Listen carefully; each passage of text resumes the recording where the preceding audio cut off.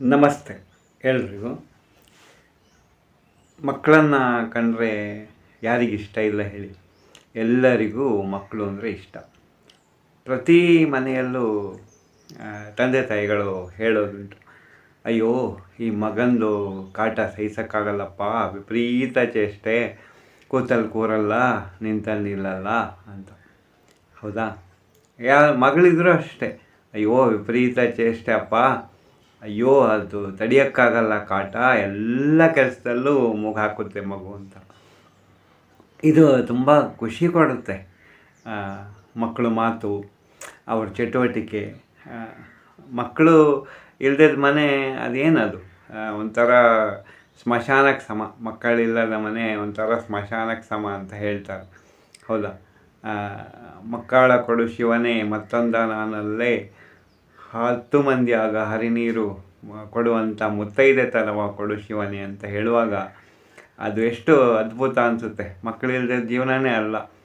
ಬಾಲಕರಿಲ್ಲದ ಬಾಲಿದ್ಯಾ ಥರ ಜನ್ಮ, ಬಾಳೆಯ ಎಲೆಯ ಹಾಸುಂಡು ಬೀಸಿ ಒಗೆದಂಗ ಅಂತ, ಬಾಡಿಗೆ ಎತ್ತು ದುಡ್ದಂಗ ಅಂತ ಕನ್ನಡ ಗರತಿ ಹೇಳಲ್ವಾ?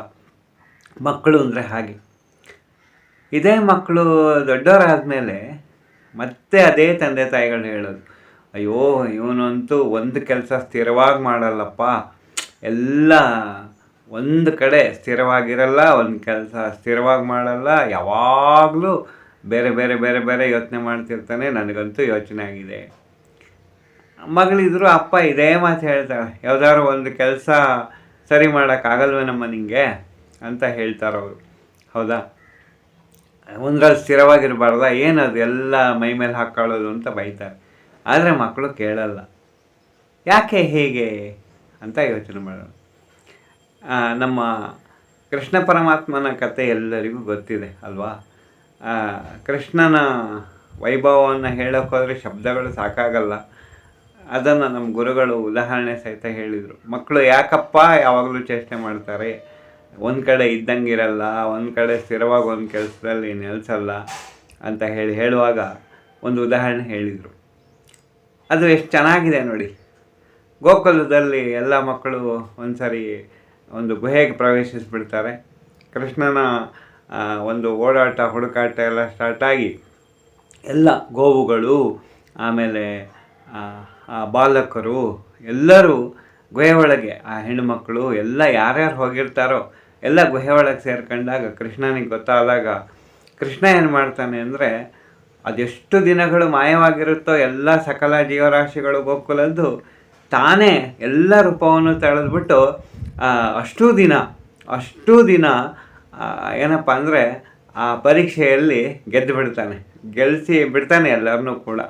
ಆಗ ಇಂದ್ರ ಸೋತು ಹೋಗ್ಬಿಟ್ಟು, ಅಪ್ಪ ನಿನ್ನ ಶಕ್ತಿಗೆ ಎದುರಿಲ್ಲಪ್ಪ ಅಂತ ಹೇಳುವಂಥ ಒಂದು ಸಂದರ್ಭ ಬರುತ್ತೆ. ಇದು ಅಹಂ ಬ್ರಹ್ಮಾಸ್ಮಿ ಅಂತ ಬಹುಶಃ ಇದಕ್ಕೆ ಹೇಳಿರಬೇಕು. ಸೃಷ್ಟಿಯ ಸಕಲ ಅಂಶಗಳು ನನ್ನೊಳಗೆ ಇದೆ ಅಂತ ಯಾರು ತಿಳ್ಕೊಂಡಿರ್ತಾರೋ ಅವರು ಎಲ್ಲ ಚಟುವಟಿಕೆಗಳನ್ನು ಮಾಡೋಕ್ಕೆ ಹೋಗ್ತಾರೆ. ಪಾದರ್ಸದಂಥ ಚಟುವಟಿಕೆ ಅವ್ರದ್ದು. ಹಾಗಾಗಿ ಮಕ್ಕಳು ಆಗಲಿ ಅಥವಾ ಯಾರೇ ದೊಡ್ಡವರಾಗಲಿ ವಯಸ್ಸಾದವರಾಗಲಿ ಸಕಲ ಚಟುವಟಿಕೆಗಳಿಂದ ಕೂಡಿರ್ತಾರೆ ಅಂದರೆ ಬಹುಶಃ ಇದೊಂದು ಕಾರಣ ಇರಬೇಕು. ಇನ್ನು ಕೆಲವರು ಹಾಗಲ್ಲ, ಒಂದೇ ಕೆಲಸ ಆಯಿತು, ತಾವಾಯಿತು ತಂಪಾಡಾಯಿತು ಅಂತ ಇರ್ತಾರೆ. ಇದ್ಯಾಕೆ ಹೀಗೆ ಅಂತ ಕೇಳಿದ್ರೆ ಅವ್ರಿಗೆ ಗೊತ್ತಿರುತ್ತೆ, ಏನು ಇದೊಂದೇ ಜನ್ಮ ಅಲ್ವಲ್ಲ, ನಾನು ಹುಟ್ಟಿದಾಗ ಎಲ್ಲ ಅಂಶಗಳನ್ನು ಪಡ್ಕೊಂಡೇ ಬಂದಿದ್ದೀನಿ ಅಂತ ಗೊತ್ತು.